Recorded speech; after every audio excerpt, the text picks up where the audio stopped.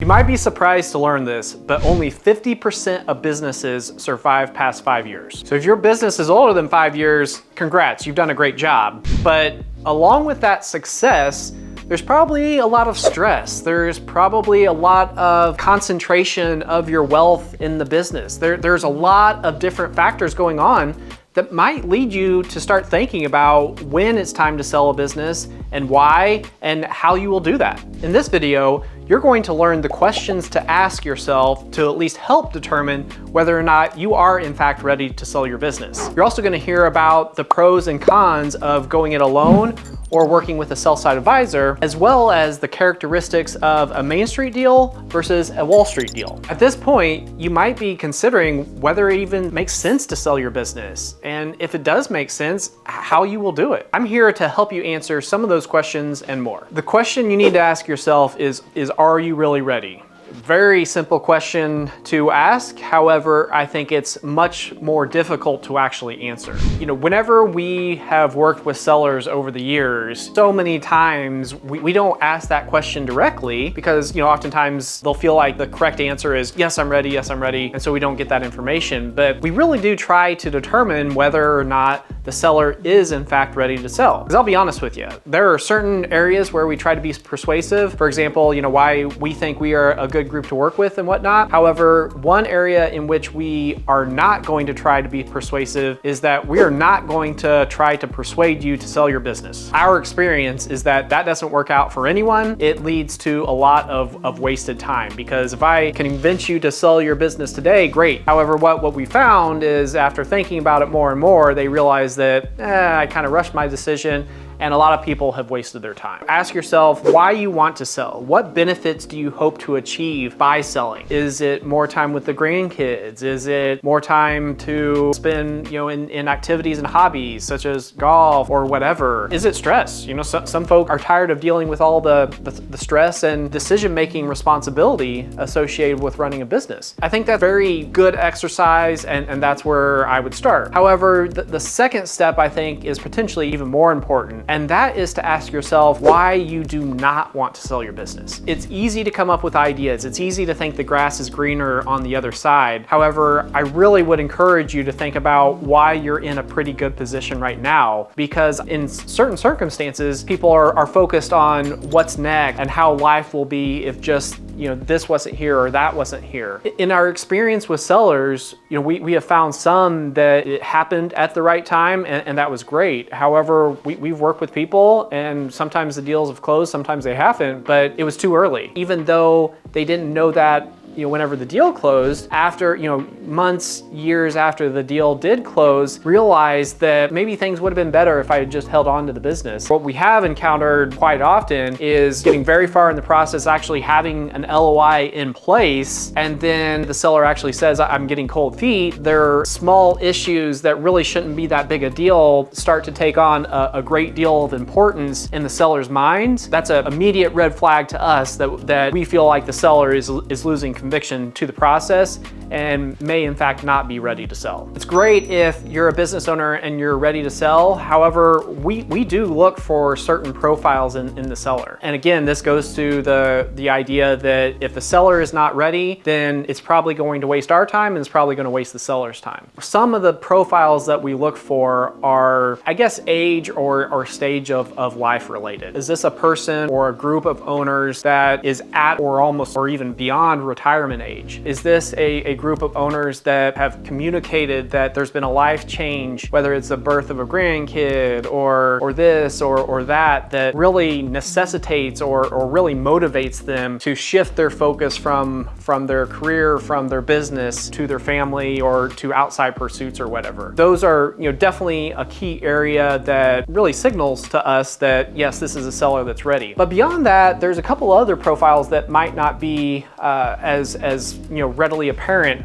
that we do look for. One is a seller that has done a great job of getting the business to a certain size, but doesn't really have the desire, the motivation, the skills, the team, the capital, any or all of the above in order to take the business to the next level. Sometimes we're talking with sellers and we're getting to know the business and we're learning about it, and just quite frankly, we really get excited about it and really get excited about the growth prospects. What happens is a lot of times, like, our excitement is then felt by the seller, and the seller thinks, this is really fun. I get to be a part of a renewed vigor of breathing new life into the company. However, I'm not the one that's going to be responsible for all the headaches and all the money that's going to be required to pursue that growth. Those are situations that really can be pretty fun, because we're not only giving the seller renewed enthusiasm for the business, we're making it easy on him, and we're, quite frankly, doing all the heavy lifting. Obviously, important in the decision as to whether or not to sell your business is determining what your business is actually worth. That is a very complex topic. We actually have talked more about that in depth in previous videos. Be sure to check out the link there if you'd like to dig in deep on that topic. But at the end of the day, it's really important to have at least a general understanding of what your business might be worth. It's also very important to understand after-tax consequences of what your business might be worth. It's also important to understand how a deal might be structured. So for example, oftentimes when we're dealing with sellers of very small businesses, their expectation is that we'll pay a certain value for the business, and if we want to keep AR and inventory, that will be an additional price that we'll have to pay in addition of just the typical purchase price. I will say that in smaller deals that is more common. In the types of deals that we're working on that are, let's call it companies with 20 million of revenue or more, that certainly isn't the norm. Whenever we're talking about a value of the business, that is the value of the business with the required working capital in it needed to not only maintain, but continue on its current pace of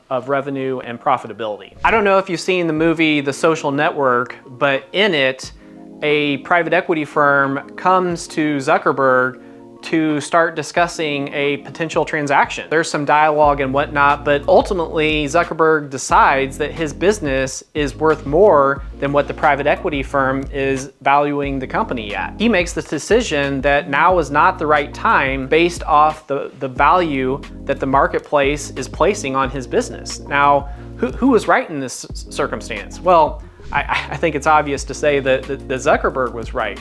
But these are big businesses. I mean, come on, Facebook. I mean, it's a household name. It's a lot more difficult to determine what an actual market value is for a much smaller business. As it relates to thinking about when you might be ready to sell your business, there are factors outside of your control, or perhaps don't seem to be as important as they might be, that oftentimes can really have a huge value on the business. In one of the companies we purchased, the seller had gotten to a point with the business where he was very comfortable.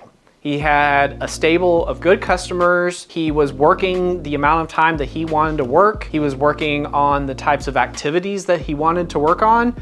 And at least from a professional standpoint, life was good. What we came to find out after we bought the business is that a key group of his customers actually wanted him to grow with him. However, some of these customers, their internal plans were to get rid of this vendor and go to somebody else that could grow with them and whatnot. Once we got in there, we had a lot of work to do to repair the relationship, to show that we were willing to spend the money, we were willing to grow with them. I offer that story, for a couple of reasons. One, just to show back up that we are growth oriented, we're willing to invest the capital when we feel like it is needed. But more importantly, it paints to a philosophy or a mindset that some sellers have, that it's okay to get to a point where you're comfortable and not growing, and that is safe. We don't think that's safe at all. We think that sometimes growth needs to be pursued, not to be aggressive, but in order just to maintain what you have. Again, this seller didn't want to grow, and because he didn't want to grow, he was at risk of losing it all. We got in there, we wanted to grow the business. Because we were willing to grow the business, we got rewarded with even more than they had expected to give us. So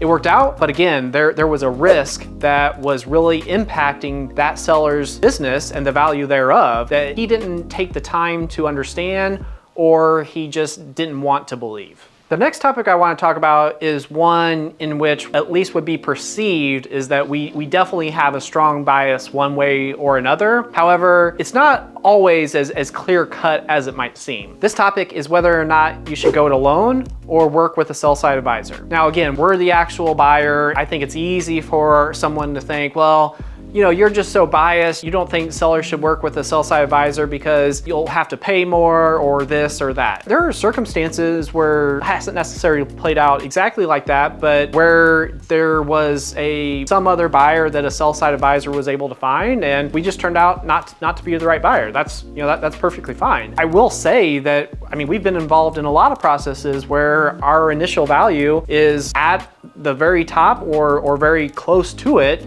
You know, even in that process, even if there wasn't a process there. At the start of it, I would say that, you know, our philosophy is try to value a business for what it's worth, not what it's worth if they have a sell-side advisor or if they don't or whatever. In the industry, most buyers would say that a deal without a sell-side advisor, sometimes called a proprietary deal, is really the gold standard. I don't really consider that to be the case. I think there are benefits of working on deals that, you know, are proprietary to us, as well as deals that are being led by an investment bank, a business broker, etc. The challenges are different in working with one versus the other, but there are challenges as well as positives to working with both. If I were to say the primary negative about working with a sell-side advisor is just that the quality of that person or group is very hard to determine. I'll give you one example. We were working on an environmental restoration company. We had established a relationship with the seller. He had communicated that he really wanted to do a deal with us. However, he ultimately decided to hire a sell-side advisor. Of course, we weren't, you know, thrilled about that just because we wanted the deal to progress, and in hiring an advisor, it slowed things down. You had to put together marketing materials and this and that. We weren't thrilled about that, but you know, we still feel like we had a great offer for the seller, and we knew that he valued personal relationships just like we do, and so we felt pretty good about that. However, I can tell you that in this particular example, the sell-side advisor was actually detrimental to the process as opposed to additive to the process. There were a lot of issues that arose that really shouldn't have been issues at all, but for some reason they were brought up by the sell-side advisor. This is, I guess, just a cautionary tale in that if you do decide to work with a sell-side advisor, it's going to be very hard to determine who to work with, and you know, who you pick is going to have a great deal of impact on not only whether the deal closes, but also how much you enjoy or hate the process of actually selling. Another point to consider about sell-side advisors, and again, I'm not trying to be entirely negative because they really can add a lot of value in certain settings. At the end of the day, a sell-side advisor is kind of like a real estate agent. The real estate agent is going to get compensated if a deal closes. Now, will they get more money if they sell a house for more money? Well, sure. But is that risk to try and get a little bit more money worth it? Or is it better to play it safe, pick a home value or property value that they for sure can get sold and try to earn that amount instead of, you know, going for the fences or whatnot? It's similar in selling a business in that, you know, at least at the face of it, it seems like, well, yeah, our incentives are aligned. You know, if I get more money, he gets more money. But I can assure you that that's not the mindset for many sell-side advisors. I'm certainly not going to say all, but certainly for some. So I've mentioned a few negative aspects about sell-side advisors. However, there are some areas where they definitely can add a lot of value. If we're working with a seller that doesn't have an advisor and also is not experienced in the M&A process, even though we most likely will have a great relationship, both sides have to realize that our incentives are not perfectly aligned. And because of this, there will be times when the seller is questioning whether or not what we're saying is actually true, or we're just saying that because it furthers our self-interest. And I'm not gonna fault any business owner for thinking that. They should be thinking that because they don't want to get taken advantage. So that's great. Whenever there's a sell-side advisor involved and we're making a claim that, for example, it's a $5 million EBITDA business and our expectation is that there won't be additional consideration paid for working capital. Most sellers of businesses that size will understand that. However, in the case where a seller doesn't, we can talk to the sell-side advisor and ask them to help us communicate to the seller that this is in fact how businesses are typically transacted of that size. Another part why we like a sell-side advisor is we're much less concerned about the actual motivation and desire of the seller to sell. Whenever we're working on a proprietary deal, the first call typically goes something along the lines of, well, I'm not really looking to sell, but I'll be willing to have a conversation with you. And throughout the process, I mean, we have to remember that that's kind of the mindset of the seller, unless we hear something different from the seller or something different is communicated either verbally or non-verbally from the seller throughout the process. However, with the sell-side advisor, we just are that much more confident that this is a committed seller. We know that if we get the right price, the right structure, we have the right growth plan, we have the right options for the seller post-close, that this seller will in fact transact. So that's a definite positive from our perspective about working with a sell-side advisor versus working on a proprietary deal. You might think that a sell-side advisor is going to advise you on all aspects of the deal, but if he or she's not the first person to tell you that, perhaps I will be, in that the sell-side advisor is just one of the advisors you will need.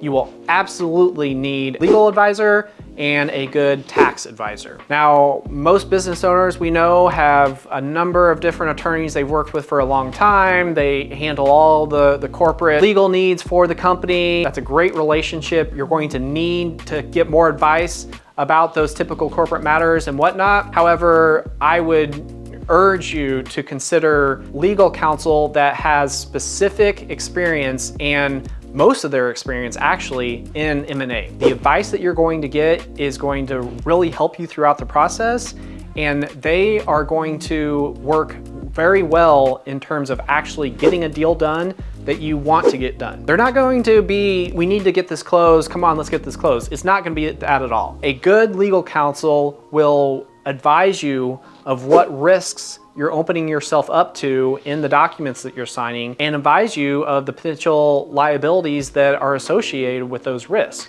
They're not really going to say you should or shouldn't do this deal, but they will tell you and help you understand where the risks lie, what the magnitude of any potential liability associated with that risk might be. That's great counsel, and also why they can be such great advisors. If they've worked on a lot of transactions, they're going to know what's market. So now all of a sudden, not only do you have your own expectations, your own people you've talked to, maybe if there's a sell-side advisor, you can talk to him. You also have an attorney. Hopefully all they do is work on M&A transactions. And because of that, it's gonna be a great source of information in terms of what to expect in an LOI, what not to expect, what to expect in an asset or stock purchase agreement. Great legal counsel is vital, and it can really mean the difference not only between a failed and a successful transaction, but it can also mean the difference between successful life post-close. Now, legal advice is definitely a key area, but tax advice is absolutely another one where you want the best working with you. Of course, any dollar that you get for the business,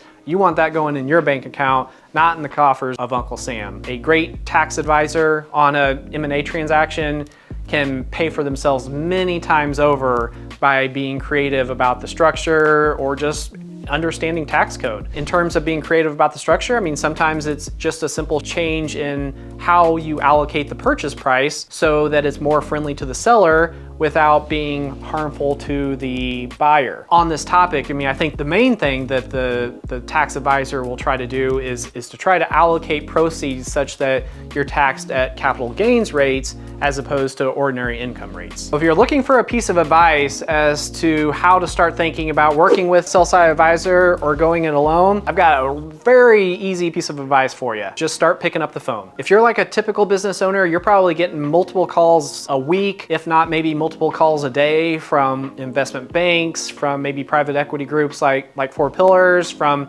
other different folks that are trying to push a transaction. Again, I would just encourage you to start picking up the phone and having a conversation with an investment bank, with a private equity group, with maybe another strategic buyer. Start listening to what they're talking about. Start paying attention to what questions they're asking you. Think about in the back of your head whether this is a person or a group that you feel like you could work with. If you start having more of those conversations earlier, you'll have a better understanding of who you want to work with, whether or not you want to go it alone or work with a sell-side advisor, what your goals are for the transaction, et cetera, et cetera. It does take some time, and sometimes those phone calls are a complete waste of time because you'll get on the phone and all you'll hear is a sales pitch as to why you should sign up with this particular broker or banker or whatever to sell your business. And I don't know about you, but that's probably not gonna be an effective sales pitch for me. But there will be other conversations that you have that are very meaningful, that will help you build relationships with folks in a different sector of the business community that could really have a positive impact on your personal financial situation long-term if you maintain those relationships. So if you're like most business owners and you've had a stressful day full of making a lot of decisions, you can either go on YouTube and search out the latest business guru who actually has never started a real business or grown one. Or if you want a little bit slower pace, you can email the most boring guy in private equity at McLean at 4 Pillars Investors, or you can watch more videos on my channel. But either way, be sure to like and subscribe.